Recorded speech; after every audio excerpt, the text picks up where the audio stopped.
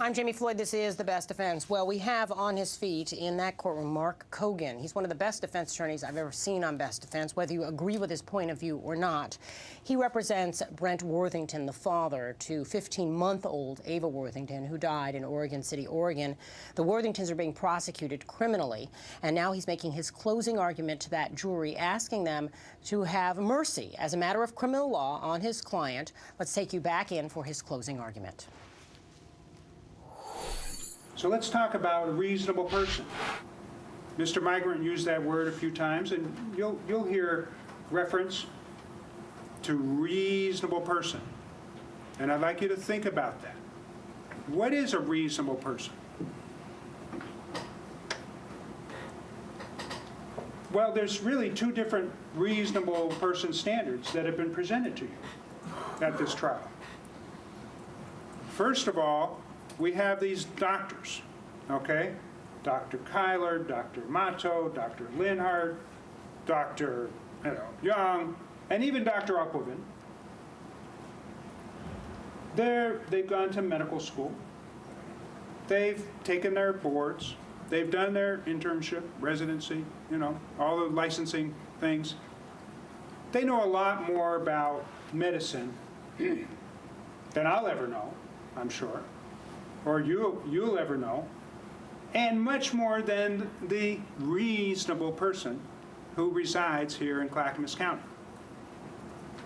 So are we going to follow, when we consider what would a reasonable person do, are we going to say to ourselves, what would a reasonable doctor do?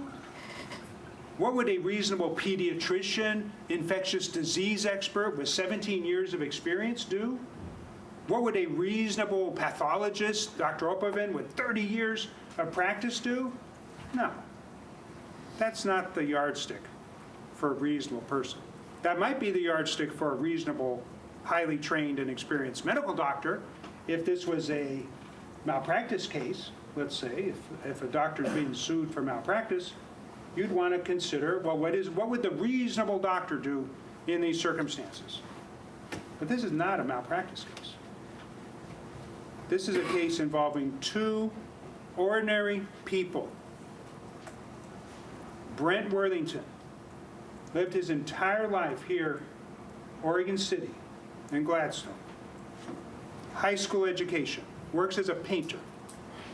He doesn't have the vast medical knowledge and training and experience of a pediatrician with 30 years of practice or 17 years of practice as an infectious disease expert.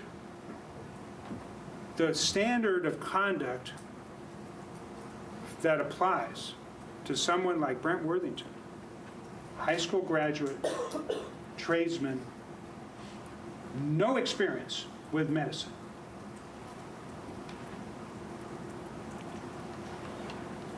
never even been to a doctor, nor his parents, or grandparents, or siblings. So consider, what is the standard? What is the reasonable person from Brent Worthington's point of view going to do?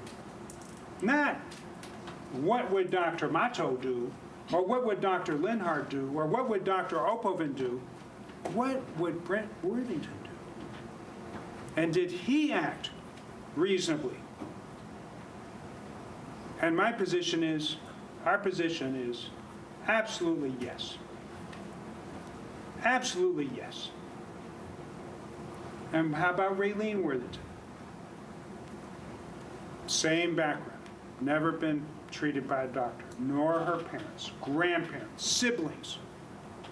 What would a reasonable person who left high school in the 10th grade and is a homemaker, lived her entire life in the community, followers of Christ Church, what would be a reasonable expectation or reasonable conduct for that person? And it's not even what would be reasonable for me, or what would be reasonable for you, or what would be reasonable for Mr. Migrant. It's what would be reasonable for this man. And what would be I would reasonable? object to that, Your Honor. That is incorrect. That's not an entirely accurate reflection of what the instruction will be as to the law and the standard for criminal right. negligence. So, Well, listen carefully. Listen carefully when you are given those instructions. Because the instruction will ask you to consider, what would a reasonable person do? Okay? Not a reasonable doctor with 30 years of medical school experience. What would a reasonable person in this community, Clackamas County, do in these circumstances? And consider for yourselves the scope of experience, the nature of the life that these two people have led. They don't have any special expertise in medicine. They, I would suggest, probably have much less knowledge about medicine than probably any of you on the jury. What would be reasonable? And how can they be judged by a standard that is completely outside any experience that they've ever known? Is that fair? Is that just?